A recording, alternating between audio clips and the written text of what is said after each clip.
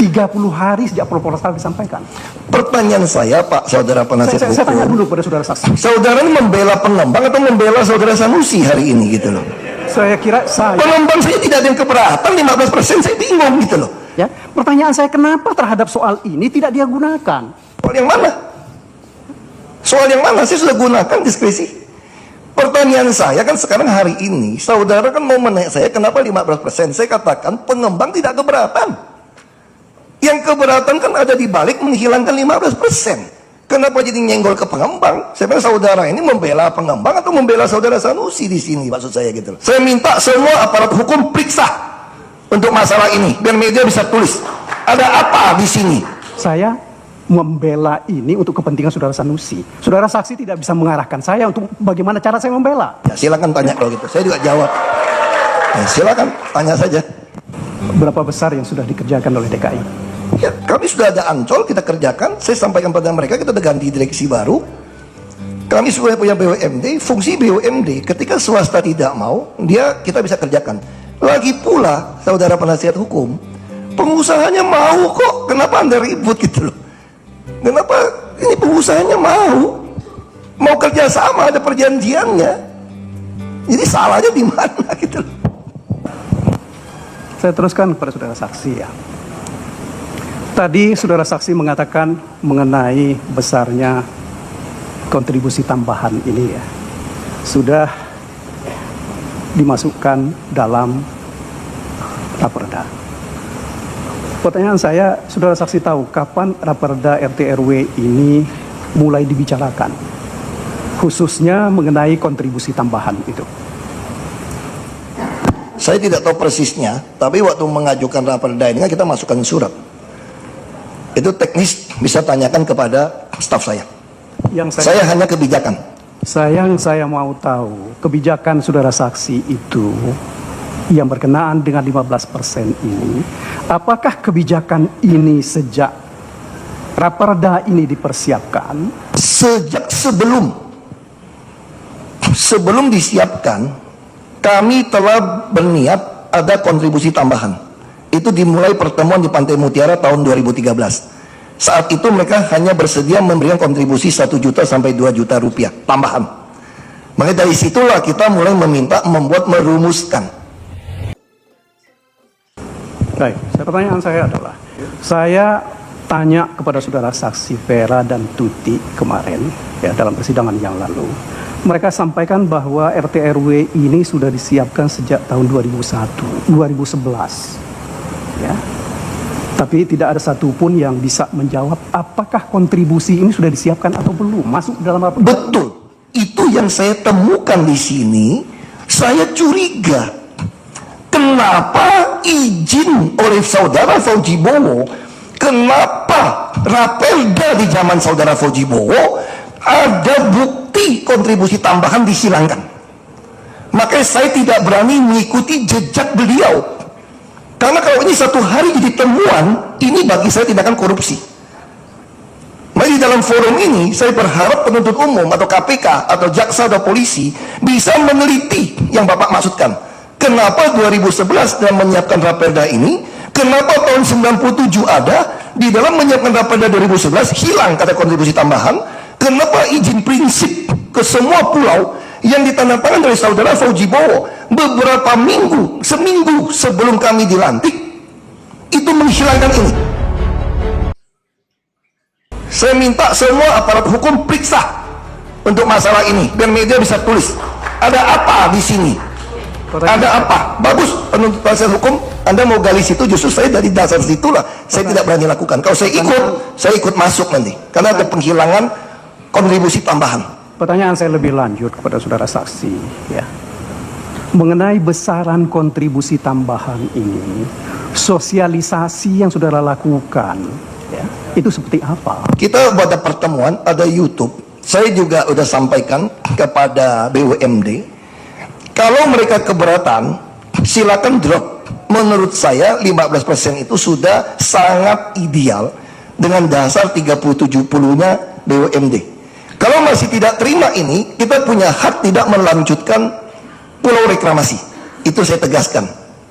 Jadi itu adalah hak prerogatif saya ketika sesuai Undang-Undang 40 tahun 2014, ketika saya ingin menambah penghasilan di DKI, menyelesaikan semua pembangunan di DKI. Baik, pertanyaan saya ya. Itu saudara sudah gunakan itu sebagai diskresi. Ya, betul. Ya. Punya hak diskresi untuk menentukan. Pertanyaan saya, tadi saudara penuntut umum bertanya kepada saudara saksi, ya, mengenai belum disahkannya raperda yang baru ini. Ya, kenapa saudara saksi tidak gunakan hal yang sama untuk memberikan izin kepada pulau-pulau yang sudah dibangun, memberikan izin bangunannya? Tidak bisa kalau IMB, tapi kalau semua izin pelaksanaan bisa. Saya kasih kok izin. Baik. Saya kasih izin. Reklamasi bisa. Hanya yang tidak bisa itu membangun. Reklamasi bisa. Saudara saksi tahu ada perjanjian tahun 2007 atau 97 Ya. yang memberikan kewajiban. Pemda DKI berkewajiban untuk memberikan izin dan tanggapan secara tertulis. Ya, 30 hari sejak proposal disampaikan. Pertanyaan saya, Pak Saudara Penasihat Saya tanya Hukum, dulu pada saudara saksi. saudara ini membela pengembang atau membela Saudara Sanusi hari ini gitu loh? Saya kira Pengembang saya tidak ada yang keberatan 15%, saya bingung gitu loh. Kenapa tuh singgung 15%? Pengembang tidak keberatan. Kalau ada pengembang menggugat, silakan saudara bela. Kita duduk lagi di sini. Silakan tuntut saya, pengembang. Silakan minta pengembang tuntut saya. Itu saja. saudara saksi ya. Kenapa saya tanya ini? Karena saudara menggunakan diskresi. Diskresi haknya kepada daerah selama memberikan keuntungan. Kenapa diskresi itu tidak digunakan untuk hal yang lain? Hal lain saya gunakan juga dengan koefisien luas bangunan. Ada hitungan rumusnya juga. Ada rumusnya. Makanya saya bilang, Pak Hakim, saya kira tidak pantas menanyakan soal diskresi di sini. Ini pertanyaannya adalah, Yang mulia, tadi saudara saksi ini yang bicara bahwa dia mempunyai diskresi dan diskresi itu dia gunakan. Ya, pertanyaan saya kenapa terhadap soal ini tidak dia gunakan? soal yang mana? Soal yang mana? Saya sudah gunakan diskresi.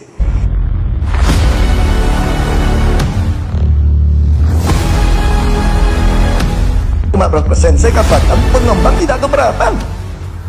Yang keberatan kan ada di balik menghilangkan 15%. Kenapa jadi nyenggol ke pengembang? Saya bilang saudara ini membela pengembang atau membela saudara Sanusi di sini, maksud saya gitu loh. Saya sampaikan penuntut umum, kalau gini saya keberatan dengan seperti ini, saudara hakim, yang mulia hakim, mengarahkan sesuatu yang bukan topik pembelaan hari ini. Saudara saksi, saudara tahu saya membela ini untuk kepentingan saudara Sanusi. Saudara saksi tidak bisa mengarahkan saya untuk bagaimana cara saya membela. Ya silakan tanya kalau gitu, saya juga jawab. Ya, silakan tanya saja. Saudara saksi, satu pertanyaan yang lain dari saya.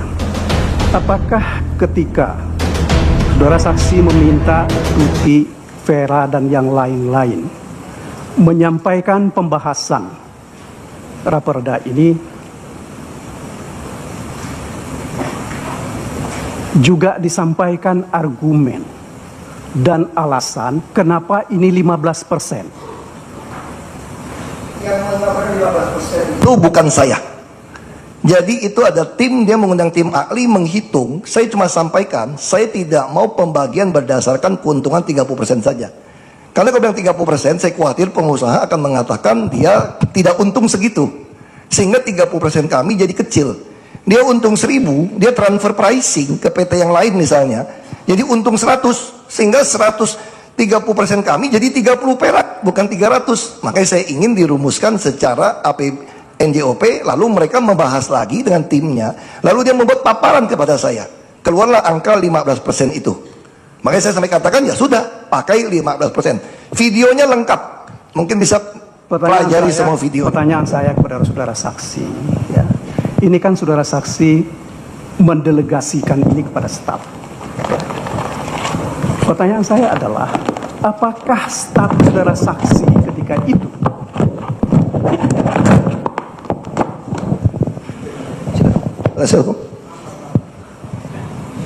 terus kan? Saya lagi beresin ini kok. Yang mulia, saya kira ini sikap dari saudara saksi ini meskipun dia gugur-gugur, ya, sangat tidak menghormati proses persidangan. Tadi sampai bertanya saudara mendelegir kepada staf saudara begitu ya? Betul, betul. Bersamaan itu memasukkan berkas-berkas di dalam. Ya. Stop, maaf. Karena di sini nggak ada lagi Pak isinya Pak. Tapi masih bisa mendengar tadi ya? Oh masih. Kan Masih kuping ngerti isi. maksudnya kok. Saudara mendelegir kepada staf. Baru sampai di situ, diteruskan silakan. Pertanyaan saya adalah, ketika mendelegasikan kepada staf ini, ya, apakah para staf ini diberi hak untuk memutuskan apapun yang mereka bisa putuskan? Jadi kami rapat itu selalu bersama-sama. Itu adalah tim. Nah begitu kami memutuskan pun itu di dalam tim. Itu semua bisa nonton di YouTube. Jadi setelah dihitung, saya tidak pernah memutuskan sesuatu yang bukan masukan hitungan dari tim. Begitu dia kasih masukan 15%, ya sudah, berarti itu yang diputuskan oleh tim. Saya tinggal katakan ya sudah pakai itu. Oke, pertanyaan saya lebih lanjut. Ketika itu disampaikan ke dalam raperda dan diberikan penjelasan oleh saya nggak tahu siapa itu, ya. Apakah juga dijelaskan secara utuh bagaimana sampai pada kesimpulan bahwa ini akan 15%? Saudara saksi tahu atau tidak? Disampaikan, ada rumusnya semua. Saudara Vera menyampaikan di ruangan sidang ini tidak seperti yang Panggil dia, ada rumusnya kok. Nanti Pak Hakim bisa panggil, ada rumusnya. Saya tahu dari mana rumus itu kalau bukan dari staf saya. Ada kajiannya maksudnya? Iya. Ada kajian. Jadi saya tidak mengerti cara hitungan itu, cuma disampaikan seperti itu, ya sudah kita ikutin Pak Hakim. Saudara saksi, ya, tadi saudara menyebut-nyebut bahwa kerugian akibat dari adanya tidak selesainya raperda ini, masyarakat dirugikan dan juga pengembang dirugikan, Pemda DKI juga dirugikan. Ya. Pertanyaan saya adalah, karena saudara tadi bicara tentang diskresi, mengapa terhadap soal ini saudara saksi tidak menggunakan diskresi itu? Soal yang mana, diskresi yang mana, untuk supaya diteruskan izin ini. Tadi kan saudara Sanusi sudah sampaikan, tidak bisa dengan pergub. Saya sedang mengajukan ke MA. Apakah ketika terjadi deadlock oleh DPRD, boleh nggak saya menggunakan hak saya untuk melancarkan ini kembali? Saya sudah mengajukan surat ke MA. Itu jawaban saya.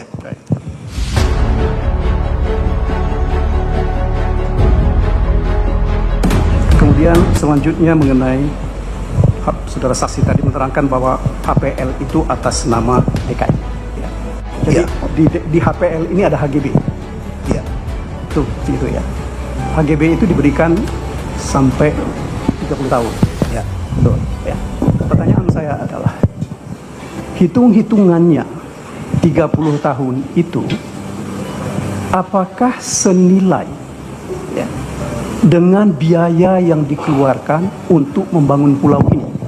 Yang saya mau tahu, saksi diberitahu bagaimana hitungannya. Saya tidak tahu, itu tergantung Anda pengusaha. Pelaut punya DKI, izin ada di gubernur. Kalau saudara pengusaha merasa tidak untung, silahkan jangan ngajukan izin. Sederhana saja bagi kami. Kalau saudara merasa tidak untung, ya jangan bisnis. Kami kerjakan sendiri.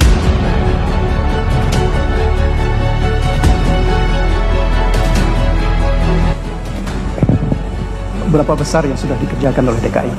Ya, kami sudah ada Ancol, kita kerjakan. Saya sampaikan pada mereka, kita udah ganti direksi baru. Kami sudah punya BUMD, fungsi BUMD ketika swasta tidak mau, kita bisa kerjakan. Lagi pula, saudara penasihat hukum, pengusahanya mau kok, kenapa Anda ribut gitu loh? Kenapa ini pengusahanya mau kerja sama, ada perjanjiannya.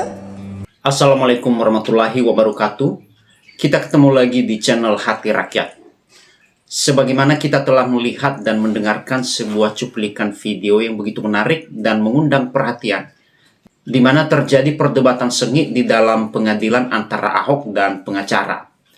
Nah, tentu saja hal-hal seperti ini memberikan kita sebuah pemahaman baru bagaimana sebenarnya apa yang terjadi di dalam pengadilan jika seandainya ada suatu pengadilan perkara. Nah, kita bisa melihat di sini bagaimana lihainya seorang pengacara memberikan diksi-diksi yang menjebak di dalam pertanyaannya kepada Ahok. Kendatipun pertanyaan-pertanyaan itu sebenarnya itu bukan bagian Ahok, Tapi kita bisa angkat jempol kepada pengacara ini, di mana pengacara ini dia begitu sopan bertanya, dia begitu halus bertanya ya, bukan membentak-bentak. Tapi saya suka caranya itu ya, dengan kata-kata yang halus tapi pertanyaannya menjebak. Ya, bisa saja Ahok bisa menjawab hal itu dan dia bisa dijerat karena itu bukan bagiannya, ya, bagian orang lain. Nah, itulah yang sebenarnya yang dilakukan oleh para pengacara di dalam membela kliennya ya. Bagaimana supaya kliennya itu menjadi pemenang? Karena memang dia dibayar untuk itu. Ya, untuk membela kliennya. Ya, hal-hal itulah yang sering dilakukan oleh pengacara. Tentu saja hal ini juga kalau kita lihat dari sisi Ahok ya, Ahok begitu pintar menjawabnya, begitu pintar memberikan jawaban-jawaban yang benar dan tepat ya. Ya, kalau itu bukan bagiannya ya, dia bilang itu bukan bagian saya. Ya, itu bagian orang lain. Saya suka juga dengan jawaban-jawaban yang diberikan Ahok ya. Dalam hal ini kita banyak mendapatkan ilmu dan pengetahuan ya, tentang bagaimana perjalanan persidangan di dalam pengadilan. Ya. Jadi Ahok ini dia mengatakan sejujur-jujurnya apa yang dia lakukan dan apa yang bukan bagiannya dia. Kalau bukan bagiannya dia, ya itu bukan bagiannya dia. Dia mengatakan yang sejujur-jujurnya. Ya, tentu saja Ahok bisa menjawab ini karena dia juga benar-benar dia melakukan apa yang sebenarnya yang harus dilakukan di dalam perjalanan kehidupannya. Dimana kita tahu karakter Pak Ahok ini, ya iya kalau iya, tidak kalau tidak. Ya, kalau bukan bagiannya dia, ya dia jujur, itu bukan bagiannya dia tidak akan lakukan. Ya, tentu saja dalam persidangan ini dia tidak bisa dijebak ya. Karena dia sesuai dengan karakternya dalam masa perjalanan kehidupannya, ya kalau tidak, ya tidak. Itulah hal-hal yang perlu kita pelajari dan hal-hal yang perlu kita lakukan dalam kehidupan kita ya. Supaya kita berkata jujur, kita punya karakter yang benar, ya, supaya kita nggak mudah dijebak ya oleh orang lain. Tentu saja juga dalam hal ini kita tidak hanya bermodalkan jujur, tapi kita juga benar dalam hidup kita. Nah, teman-teman hati rakyat dimanapun Anda berada pada saat ini, demikianlah dari saya. Jikalau teman punya pendapat atau tanggapan yang lain, tuliskan di kolom komentar di bawah ini sebagai bahan diskusi kita bersama lewat channel ini. Dan jangan lupa like, comment, share, dan subscribe. Sampai jumpa di video-video berikutnya. Jikalau ada salah-salah kata, mohon dimaafkan. Terima kasih.